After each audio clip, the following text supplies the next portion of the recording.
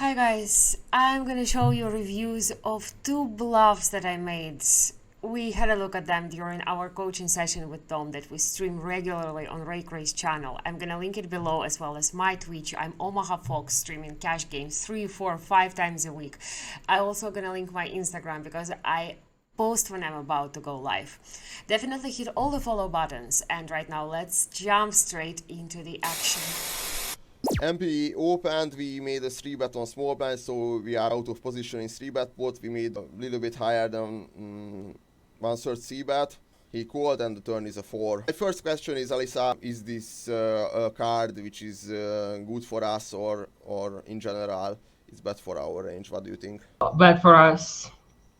We're not going to have 5s and 3s and 4s there when we 3-bet small blind versus MP. I'm going to have 9s. Okay. A problem with bluffing on this card is 7s and 6s are not going anywhere when we bet again.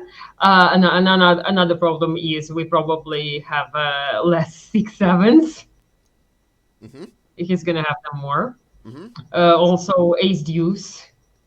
So yeah, I think it's not a great card for us. Which turn cards is good for our range?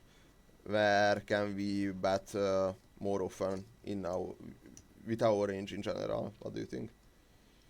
Ace, king, queen. King is the best. Yeah. Okay, so in that turn card, I think our strategy is most often a check than a bet. This card, I think it's a mix. And we can barrel, we can check it. Okay, we made a turn barrel, which is okay. The river was a king. I think it's a bluff because he's gonna have 6s and 7s there, even 8s or 10s, which are gonna be in a very tough spot. I could definitely bluff there with ace king or even king queen. So I think if I'm there with my hands, I'm gonna be bluffing. Jacks are folding on the river. What do you think? Jacks probably call. 10s could get stubborn there and call us down as well. So it's kind of nice that we have a 10. Queens probably would have we would have heard from them before. If he has jacks, it's unfortunate. He doesn't have any king x we are gonna have, so I think it's a clear bluff here. Would you jam there with queens? You said maybe they are calling with jacks and tens, right? Sure. Maybe even with a 9. I think we should ask this one, which is a critical question. What is his calling range? Because so when you think he is calling with a 9, I think you should jam with queens also. Because as you said, he doesn't have any king x combos. What ace kings does he have? Maybe some 2 or 3 combos ace kings, but probably not much.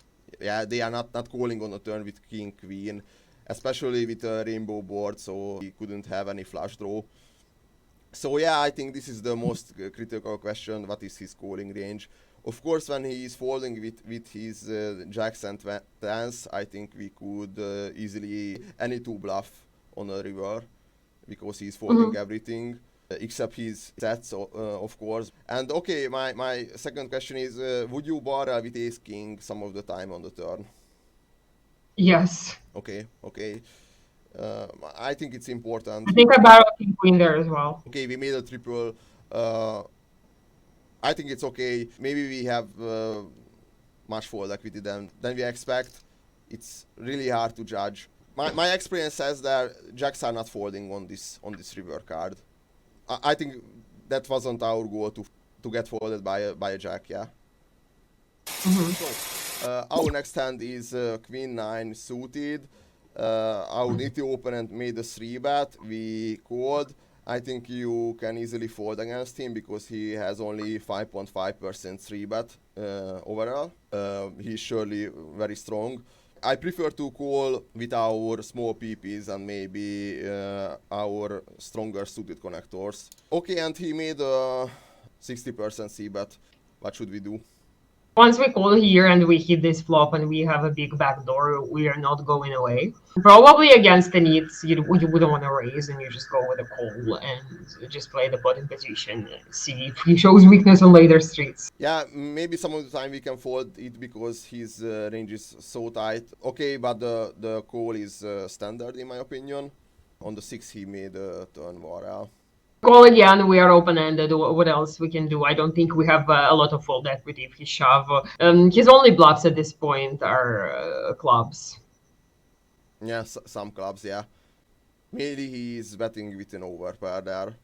Yeah, and the river was a deuce of clubs, and he checked on the river. Definitely go with a bluff. Why? I have queen high. What else do I do? Probably still too ambitious. Do you have fold equity against his overpairs? Depends which overpairs he has. So you mean his overpairs with a club will call, without a club? Yeah, without a club, let's say Jack of Hearts and Jack of Diamonds are in a bit shitty spot. Tens with a club would smell bullshit, but then Jacks really hate life because we definitely could have 9-10 there. We still have eights, we still have sixes. He does not have sixes probably. We have 7-8, 6-7. Okay, but he's a recreational player for sure because he's 25-9. 23-9. I think against this kind of player, who is not a huge fish, of course, because his VPIP is only 23.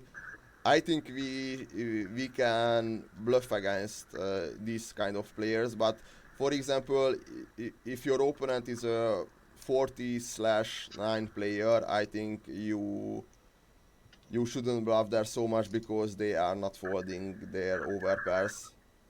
I don't have many worse hands than this one to bluff with. You don't. But when your fish opponent is not three betting anything pre, but he made a three bet pre flop, and he made a two barrel until we saw the turn. I think they are playing with an overpair, and you have not much fold equity against those on the river. But I think against him, it could be a successful bluff, in my opinion, because these fishes can fold an overpair in that run out, especially on a club river.